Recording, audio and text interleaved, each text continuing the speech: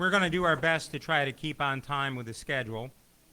And I think for our start-off speaker, we certainly don't want to delay getting to Mark. Briefly, as introduction, Mark is someone I've known for quite a few years. He's had a distinguished career. He was the CISO, the Chief Information Security Officer, for the state of Colorado for many years, and then was hired away by the state of California as the Chief Information Security Officer. And I met him during that time. There was an award by one of the information security magazines, Community. It's called the Security 7 Award, and Mark was a recipient of that award, and I met him at the ceremony for that in Chicago. I don't think I ever visited you in California, however. So he was in that role for several years, then left and became the Chief Information Security Officer for NERC, which is one of the large energy consortiums. Then was hired away by DHS, a very wise move on the part of the government, which doesn't always make wise moves, as the Deputy Undersecretary for Cyber at DHS. It was then that he actually gave one of our keynotes. We believe it was 2012. I haven't looked back at that. Both Mark and Chris Painter, who was at the State Department, were our speakers that year. And because of the government shutdown, at the last minute, neither could travel here. So both of them managed to work it out to do their keynotes by video for us. So if you were here at that time, they went above and beyond to appear and give really interesting talks that year. But we vowed to have him back. And so after he left DHS, after some other locations, he ended up at vArmor, and he accepted our invitations to come and give the opening keynote in person this time. And with that, someone with great experience, many of you know from the industry, we are very happy to welcome Mark Weatherford here live in person. Thank you, Scott. Thank you very much. Well, it is good to finally be here. Actually, SPAF has invited me, I don't know, maybe a half dozen times, and every year it seems like something has come up, and for whatever reason I couldn't get here. But I've been working with the staff now for like the last 9 months, and it's been blocked on my calendar. One of the things that SPAF failed to mention on this Security 7 award, he was actually a recipient of the award too. And I can remember thinking at the time, and it's like this list came out of 7 people, and I said, I am on the same list with SPAF. I mean, there's got to be some kind of a mistake here. I mean, I have arrived. And but anyway, thank you very much. Thank you for inviting me and for letting me be here today. So I picked this title for this talk several months ago, but a lot of things have changed in the world. And that's one of the problems when you give a lot of talks like this. They always want you to give pick the title and select the abstract and develop your slides 3 months in advance. I changed these slides literally sitting here this morning because stuff happens, and especially in this very dynamic cybersecurity world we're in today. Stuff happens all the time. So I'm going to meander like a stream through a variety of different subjects today, but I am going to stay on time because I have a flight out of Indianapolis at 12:55, and I think I can make it. So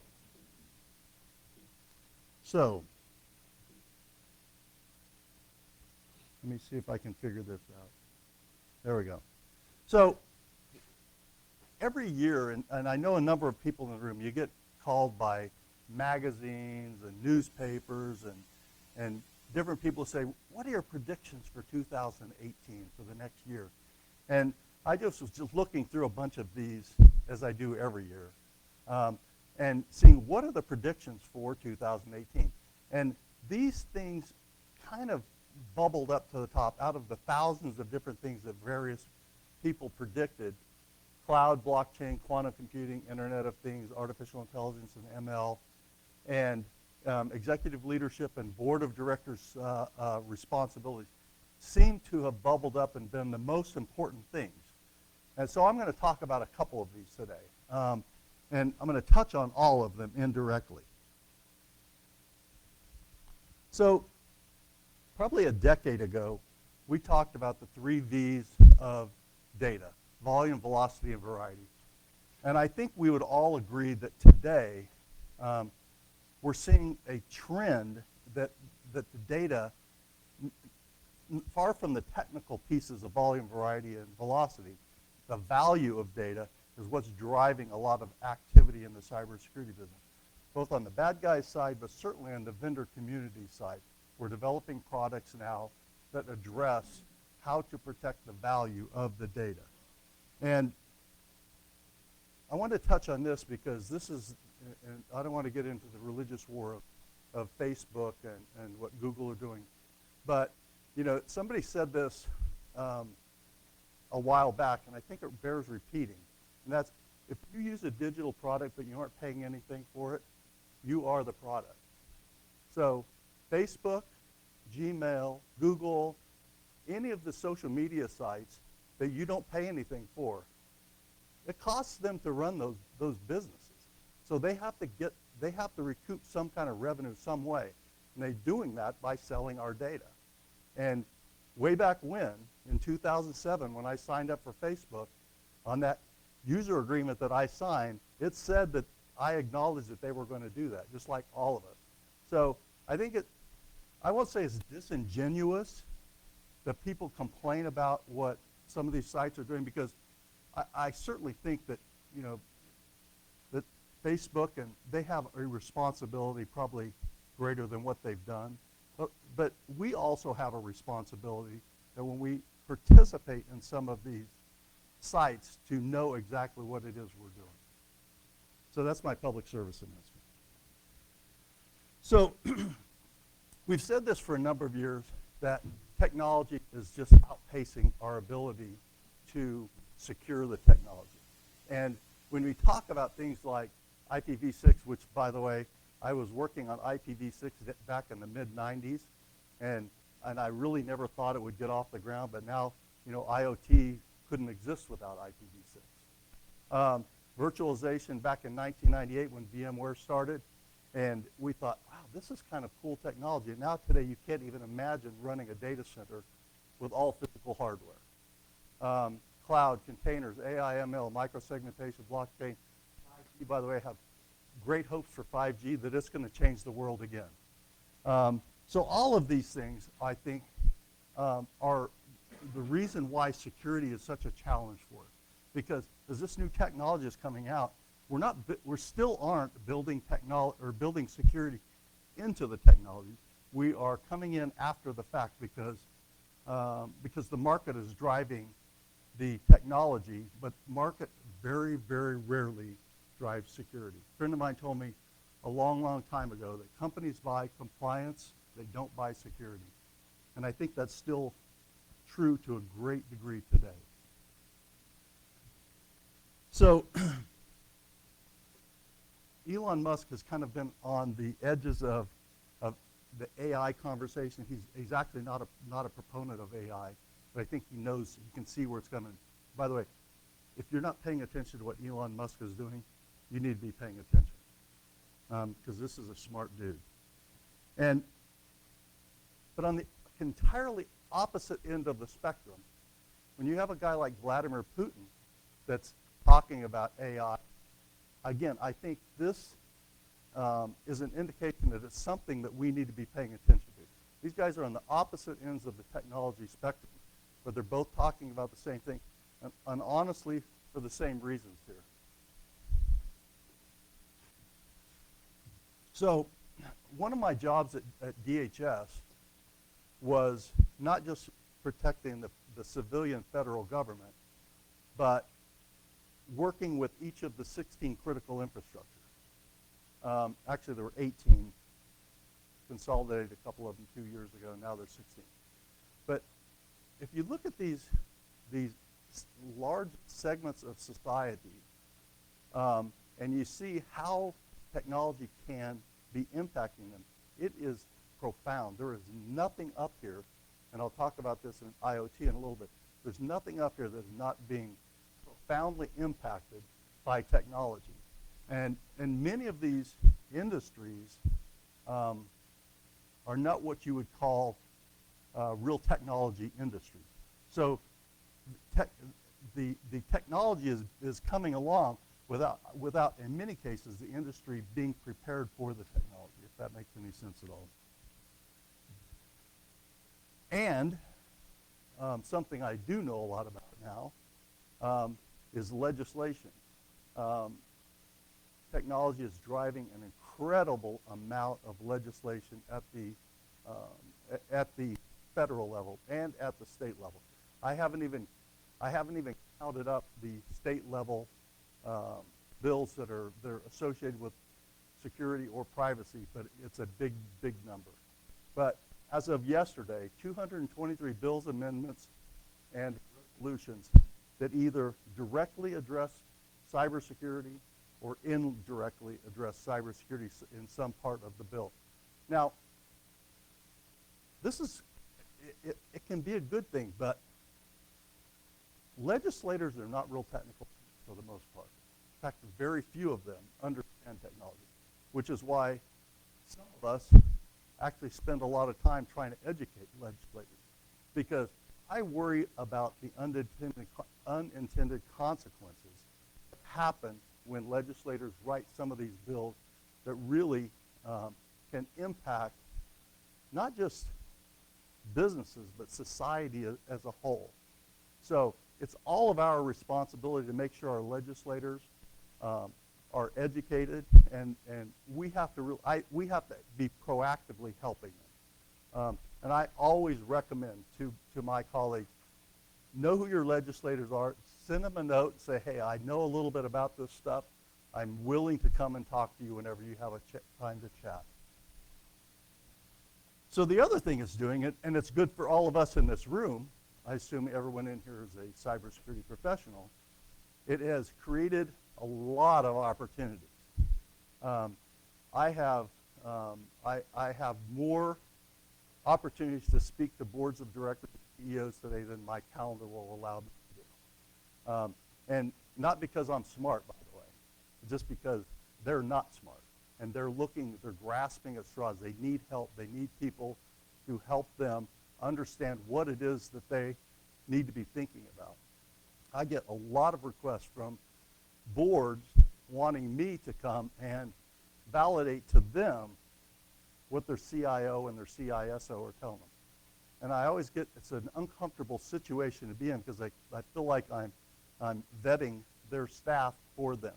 But they just don't know. You know, when you hear the same thing from the same people all the time, it's always good to have that third-party validation. And so I think there's going to be many more opportunities. Just like there's plenty of opportunities in the job market, there's plenty of opportunities to influence businesses and government for those of us that actually understand some of this stuff. So this is the obligatory bad guy slide. You know, we still worry about global nation states, international organized crime, terrorists, and hackers. But here's the challenge, is that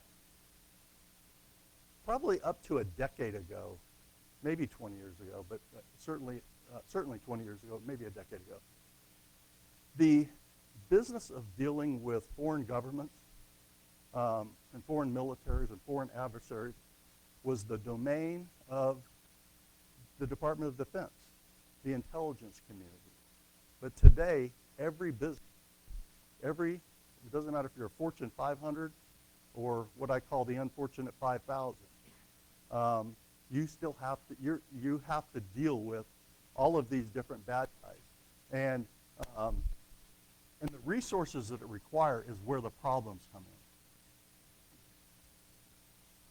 in. Nope. I thought I had it. I changed my slides up, so I'm kind of regrouping here too. But so here's one of the I don't remember where I heard this, but this is an absolutely true statement. that bad guys are compensated by how well they do. And it's a powerful motivator. We do not compensate us. We don't not compensated by how well we protect our organization. In fact, we're dinged when we don't protect, when we do have an event.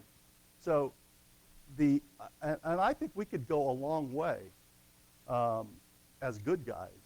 We could go a long way with advancing our profession if we figured out a way to change this compensation model.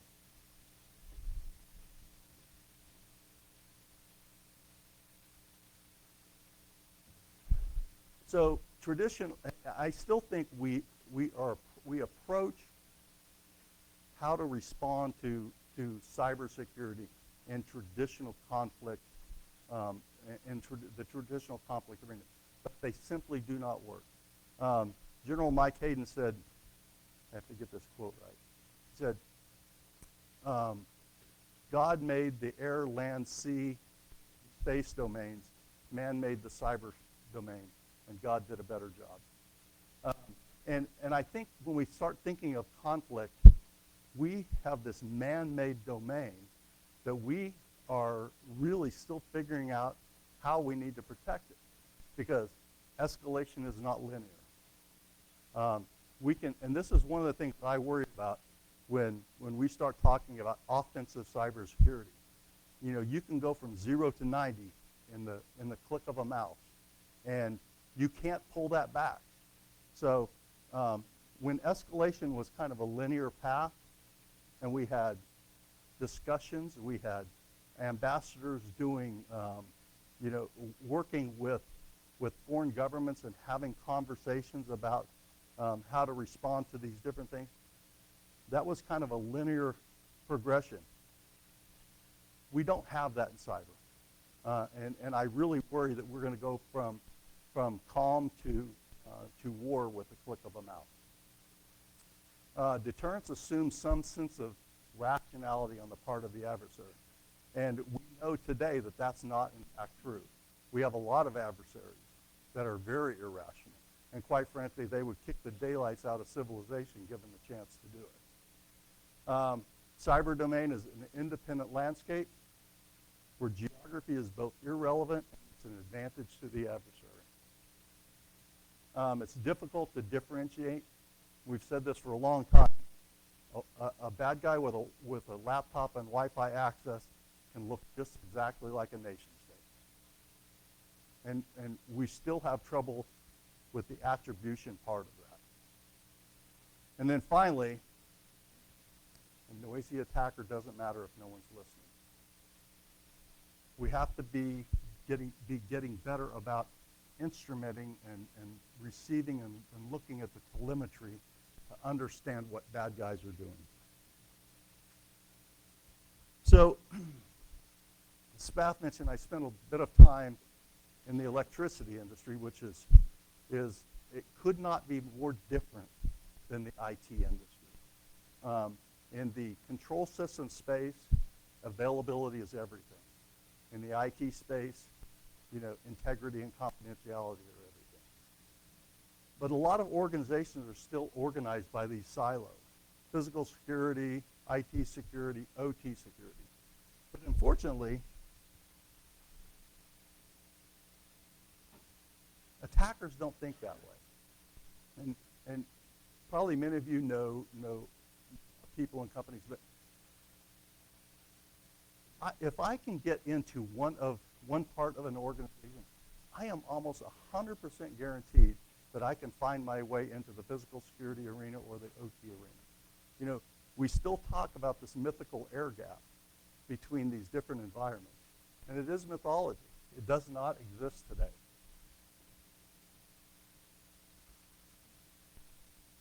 This is I know this is an eye chart and you can't even read this, but it's just for context.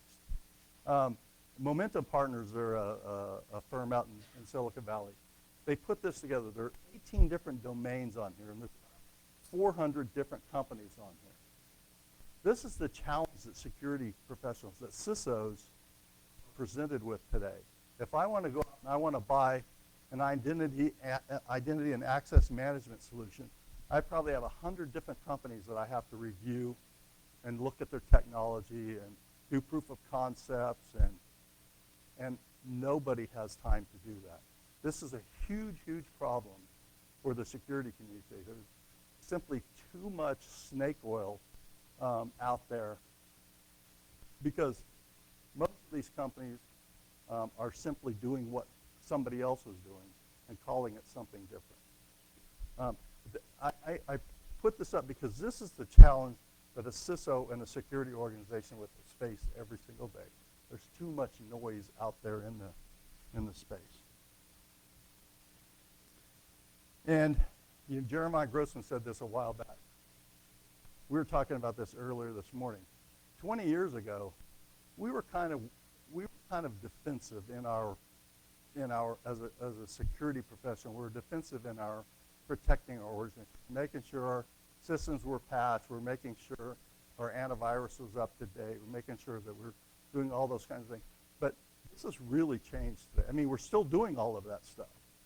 But today, we really have to we spend a lot of time trying to get in the heads of the bad guys. What are they thinking about? What are they doing? Where are they going to go next? And honestly, it requires a different skill. It requires a different, certainly, when I grew up, I did not have that skill. Today, we have to train people differently to think like an analyst and able to discern those different nuances that the adversary is doing. And by the way, they use a lot of our same technology against us. We've known this for a long time, that the security tools that we use for good can be turned around against us and used for evil just as easily.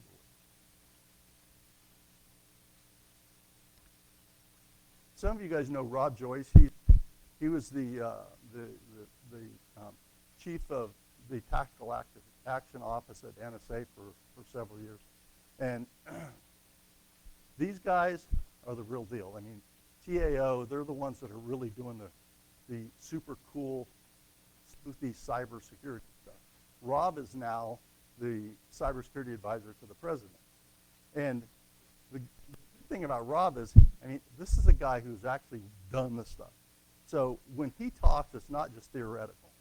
And he gave this talk, and by the way, this is on YouTube somewhere. But he said, this was, I think last year, he said, if you really want to protect your network, you have to know your network. We put the time in to know the network better than the people who designed it and run it. The fact that you don't know your network is a huge vulnerability. Well-run networks make our job hard. So he said this essentially talking about foreign governments or adversaries that they were targeting. But guess what? The bad guys do this. They just, put an adversary's picture down there and a title across the bottom. They're doing the same thing to us. If we don't understand our networks, and we don't, by the way, if we don't understand our networks, it makes their job incredibly easy. I think this may be, by the way, Jeremiah just started a new company. And this is exactly what they're going to do. They're going to work on this. This is too simplistic, but it's basically understand what your assets are and where they are, because this has been a problem for us in this business ever since I've been in this business.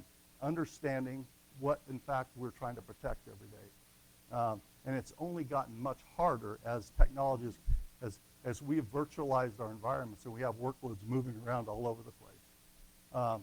It's become almost impossible to truly understand what our environments look like. So there are thousands and thousands of quotes out there that talk about percentages of this and percentages of that, and we can get lost in numbers.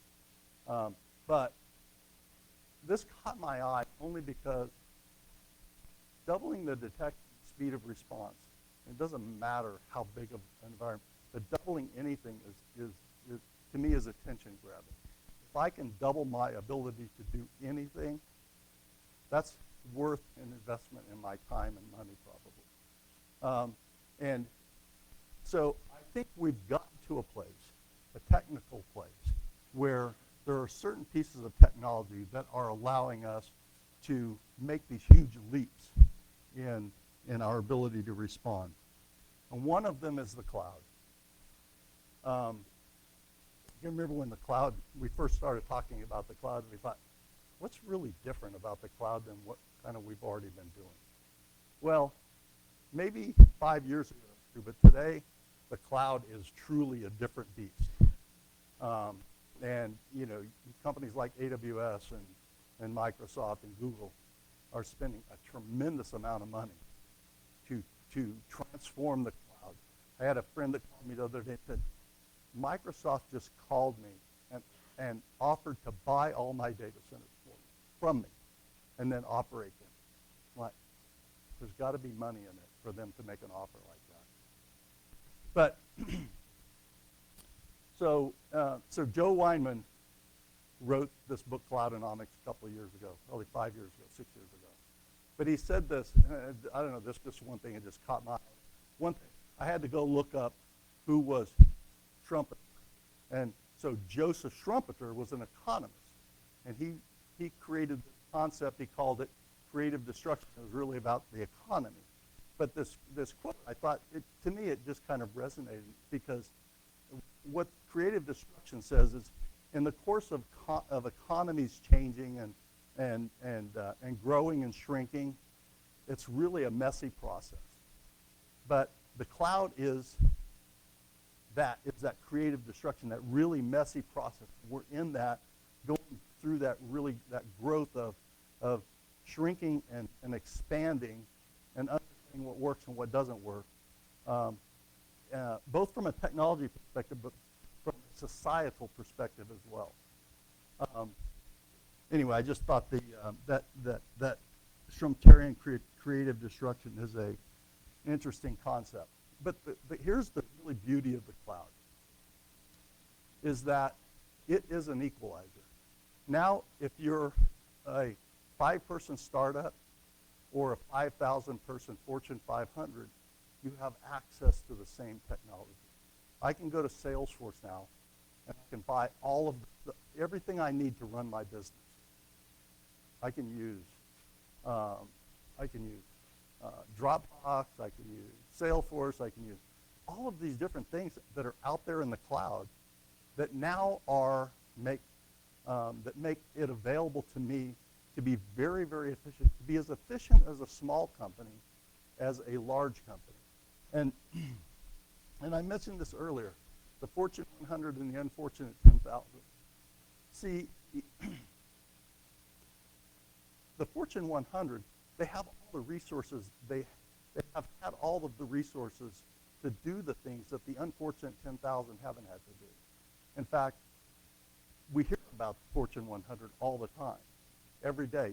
Those are the ones that they hit the media when they have a data breach or some kind of security incident. But it's happening to the unfortunate 10,000 too. They just don't get the oxygen that the Fortune 100 does. And maybe that's a good thing.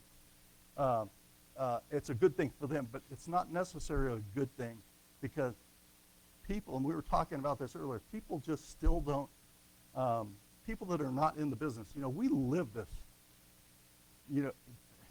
7 days a week, 24 hours a day. So none of this is a surprise to us. But for most people that don't live this, it is. Because it comes so infrequently to them, and it impacts them so infrequently, it doesn't have the same impact on them that it does to us. So I think that the cloud is a catalyst for better security. And it took me a while to come to this conclusion. But when we think about all of the advantages of the cloud, now it certainly has disadvantages too. Misconfigured S3 buckets is a huge problem still. But we think about it from a big perspective. Increases the physical footprint, less dependency on legacy technologies, better visibility and software segmentation. Cloud providers are highly, highly, highly incentivized to not have a data breach. You know, if your company has a data breach or a security incident, it affects your company. If Google Cloud has a data breach, it probably affects thousands or 10,000 of companies. And by the way, Google has like 800 security engineers on staff. You know, most companies don't have the resources to go out and do that. Lower cost, more flexible and redundant. OpEx and CapEx. So this is something that CIOs tell me all the time is they literally have a gun to their head to decrease their operational expenditures. There's no more money to go out and spend $50 million on a new data center. How can we do this cheaper? And CapEx is the way we can do that. Or excuse me, opposite, backward.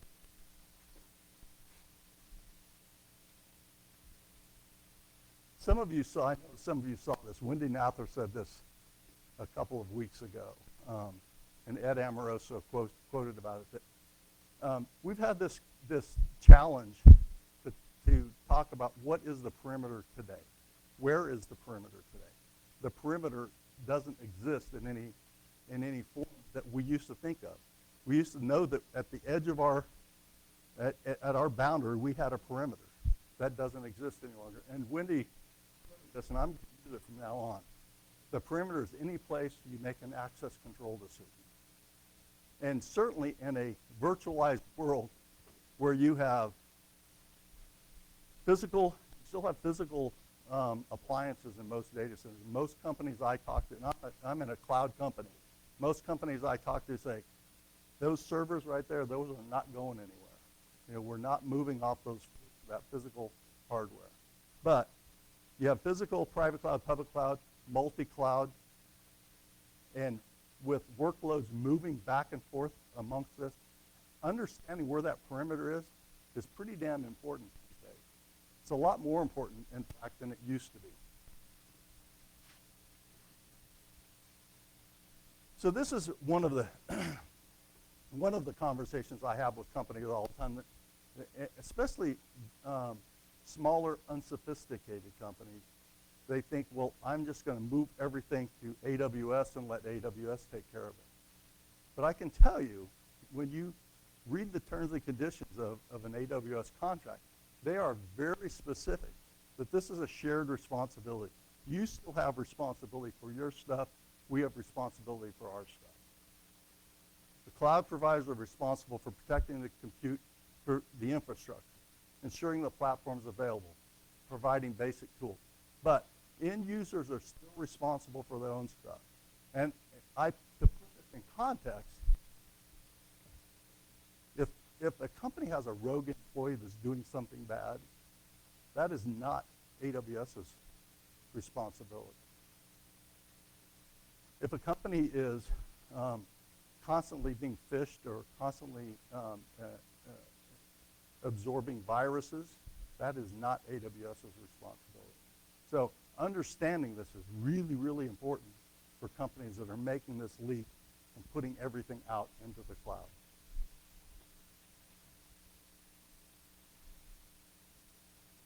So Internet of Things. So I've been to one CES, and I just happened to be at this CES. It's the big show in Las Vegas every January. In 2014, John Chambers, he was the CEO at Cisco at the time, said the Internet of Everything will be 5 to 10 times more impactful in the next decade than the entire Internet has been to date. Now, I can remember when he said this. I had to go back and think, did he just say what I think he said?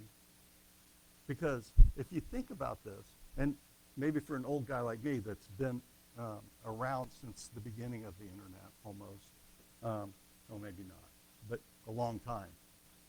And seeing how the Internet has changed this world today, and anything that could be 5 to 10 times more impactful than that is pretty profound. It's a pretty big deal. And then last year, Eric Schmidt said this, the Internet, specifically around IoT, the Internet will disappear. There will be so many IP addresses, so many devices, sensors, and things that you're wearing, things that you're interacting with, that you won't even sense it. So we've gone from something where TCP/IP was something really concrete that we could understand, to we don't even notice it anymore. That's a pretty big deal. And kind of going back to the slide where I talked about the different critical infrastructures, there's virtually nothing that's not being touched by IoT today. By the way, I use IoT kind of interchangeably, IoT, IOE, IIoT. The internet, the industrial internet, the internet of everything, it touches everything. There's no part of our economy or society today that's not being impacted. We're putting sensors out there like crazy. And Michelle Dennedy's, I don't know, you hear Michelle? She's privacy at Cisco, and she's probably going to talk about this afternoon. This is a huge privacy concern. I mean, we have sensors out there that are literally just cranking out data out into the ether for anybody to collect. There was the guy from Symantec 2 or 3 years ago. He was standing on the side of the road at a marathon in Dublin, Ireland, and he was sniffing Bluetooth stuff. And he collected so much very sensitive information about all the people that were running, you know, from all their Fitbits and all of their wearable devices. And it wasn't just like heart rate and pace. He collected their age, their sex, their login password, their login credentials for some of their devices. I mean, this stuff's just out there.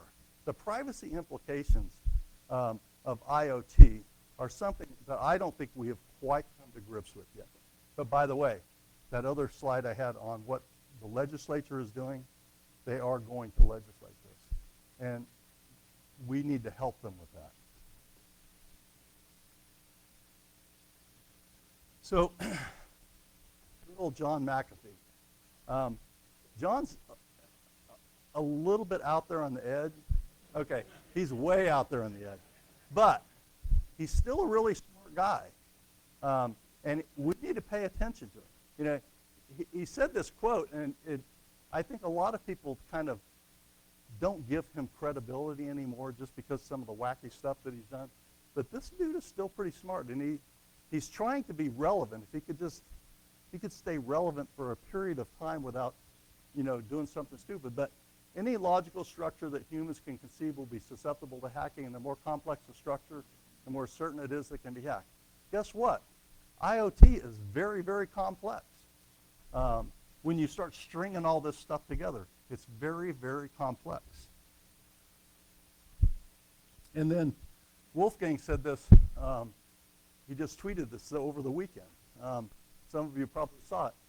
And we've seen this over the years. And Spaff, you probably have some metric that you use as well. My rule of thumb, for every 1,000 lines of code, on average, at least one code level bug. For every 20 code level bugs, at least one's a vulnerability. For every 10 vulns, at least one's exploitable. Well, this works out the math there.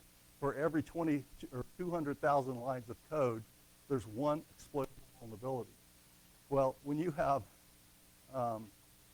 code bases that have, you know, millions and millions of lines of code, guess what? There's a hell of a lot of vulnerabilities in there. And by the way, this hasn't changed. I mean, we've had this problem for decades. So the S in IoT is for security. Okay, you guys got it. You got it faster than some of the people I say that to. Yeah, there is no S. So, you know, there's a whole lot of things that we can talk about with security and IoT. It certainly explodes the attack landscape. Passwords are still weak in their default configuration. I did my graduate work in the early 90s, and I did my thesis on information security. And I can tell you that back in the early 90s, there were only a few people Spaff was talking about security back in the early 90s. In fact, I have to go look. You may be quoted somewhere in my thesis. Because there just weren't that many people talking about it. But I wrote about password security in 1994. And everything I wrote is still the problem we have today. I mean, this is embarrassing to me as a security professional, that in 2018, user IDs and passwords are still our primary form of authentication. That should embarrass all of us. We haven't figured out something better than that. Encryption is difficult. The form factor, the physical platform for most of these sensors is so small, there's just not enough room on them to add code for encryption. So I think somebody really smart out here is going to have to figure that how do we abstract our layer of security for IoT. Security is still not embedded into the software development process. I mean, we could talk about that all day long. Organizational strategic planning is still not happening. And this has been a challenge for us forever. As new technology comes out, we want to get it into production as quickly as we can because it's going to save us money, it's going to make us more efficient. But with IoT, I think our risk is going way, way, way up. And we're not compensating for that with the appropriate level of strategic planning. Certainly, everything as a service it's convenient, but it adds incredible challenges. And then privacy, and I'll let Mickey talk about that later, because I'm sure she's going to.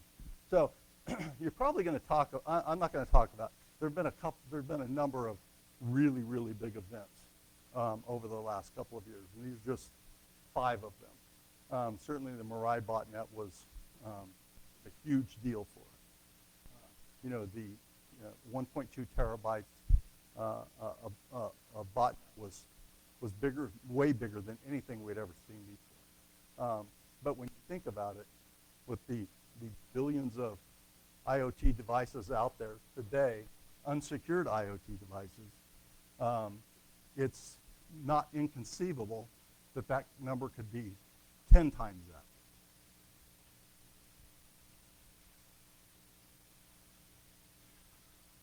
So here's something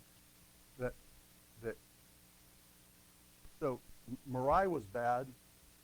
This is going to be really bad. And this is going to happen. I guarantee you, one of these days, you're going to get your electric bill from the power company, and it's going to be 10 times what it was last month. And you're going to go, what the hell happened? And somebody will have taken over your entire smart home and is using it for crypto mining, which, as we all know, power consumption is the biggest factor in crypto mining. So these guys are looking wherever they can go to find it, to find power.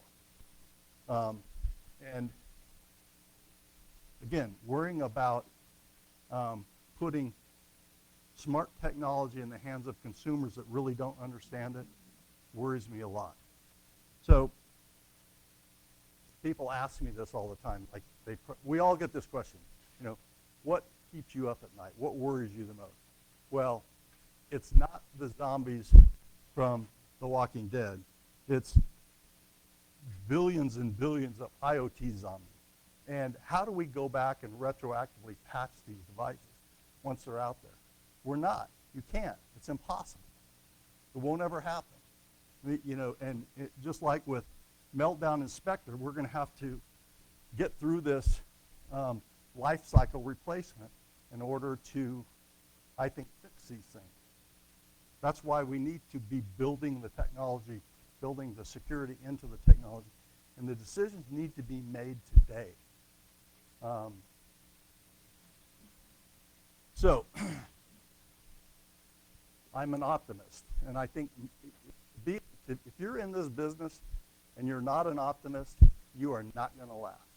Because I can tell you, being a CISO, every day, and you're going to get rear-end handed to you for something that's happened, something that you didn't plan on. Every single day that's going to happen. So you have to be optimistic. And I'm optimistic that we have really smart people around the world, many of you in the room, that are developing awesome products, but we are going to innovate our way out of this issue, innovate our way out of the problem. And I think things like blockchain And AI and ML are going to help us do that. And I know you're going to have a number of conversations on those specific things as you go over the next day and a half. So, but we can't wait too long. Everybody knows the little parable about the frog and the water. Put the frog in a pot of cold water and you turn the heat up. Well, the frog just gets acclimated to the water and acclimated to the water, and the water gets hotter and hotter. And before the frog knows it, he's boiled up. And I feel like that's kind of where we are in security today. The water is getting hot, and we better figure out pretty damn quick that we need to get out of the water. We need to start thinking. We really, really need to start thinking strategically about security and not tactically. We can't stop thinking tactically, but we have to start thinking strategically. I remember, when I was CISO in Colorado, when I was CISO in California, when I was CSO at NERC, I wanted to be strategic. I had a strategic plan. We had strategic meetings once a month, but my day was consumed every day by tactical issues. And this is a leadership and a management thing. It's not a technology thing. We have to get better about being strategic about security.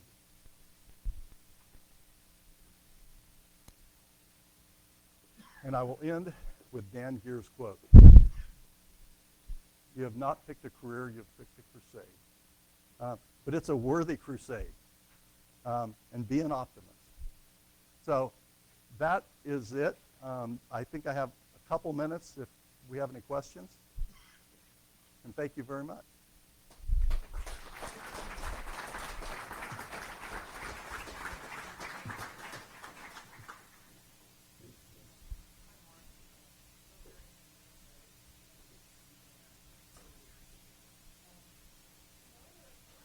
You took a lot of notes there.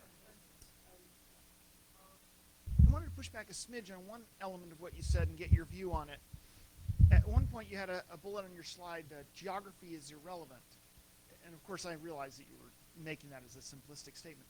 But something I see from sitting in government is geography is tremendously relevant to my ability to be a defender in terms of how U.S. law places constraints on my actions. And what do you think of that, and what can we do about it? No. That's it. So obviously you're right. You took a different context of that.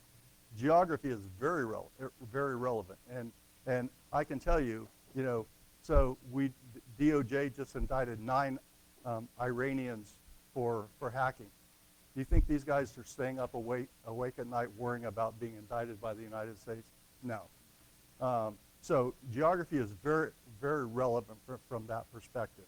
And I think, God bless Chris Painter, who was at State Department for a number of years, and he was probably the most important person in the federal government working on our behalf with foreign governments every single day to put the kind of protocols and the kind of relationship building in place with foreign governments so that we could react to these kinds of things appropriately. But you're right, absolutely relevant in that context.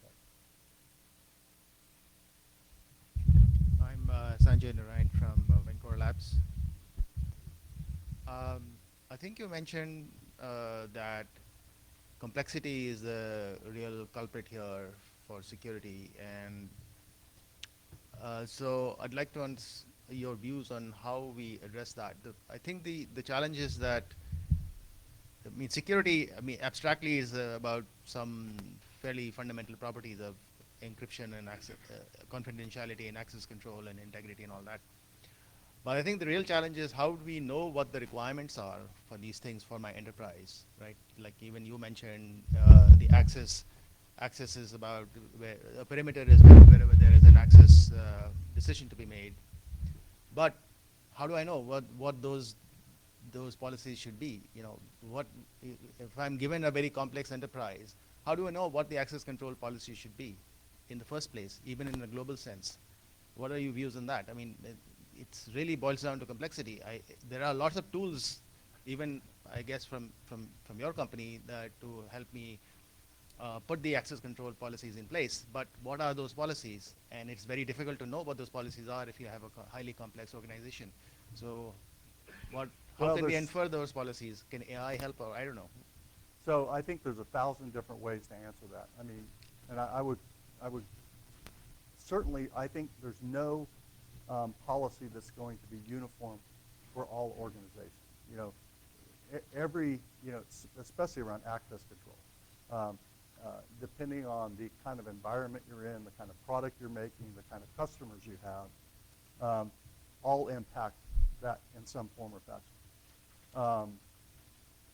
What I think we have to do, and I'm going to step back, and this is probably not going to answer your question, but when I talk about complexity, I'm fine with complexity for smart people in smart organizations.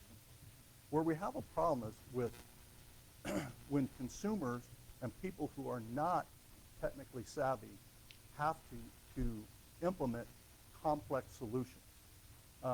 You know, and again, I'll abstract it even a layer further. When my grandma has to interpret a pop-up box that says, do you want to download something? You know, we have failed as a community. You know, so I think we need to put complexity where it belongs, and that's with technical people in our organization. But we have to take, in my mind, a consumer should never, ever have to make a security decision. Those decisions should be made, you know, at a layer far, far below anything that they have to worry about. They shouldn't have to patch their system. They shouldn't have to you know, download AV updates. You know, this is stuff that consumers shouldn't have to do. And you think about this. If you drove your car like that, we do some today. But you know, historically, if you had to do that, you had to patch everything in your life when something new came out. We couldn't live that way. But we're forcing this on consumers and even on companies. You know, I'm going to go back to my unfortunate 10,000. You know, and probably many of you know, I know a lot of companies still today where the CEO happens to be the IT guy, and just because he's the only person to do it, and you know, the complexity of our tools and our environments, it makes it too difficult for them. I know I probably didn't answer your question. No, that's fine. Thanks a lot. Okay, thank you very much.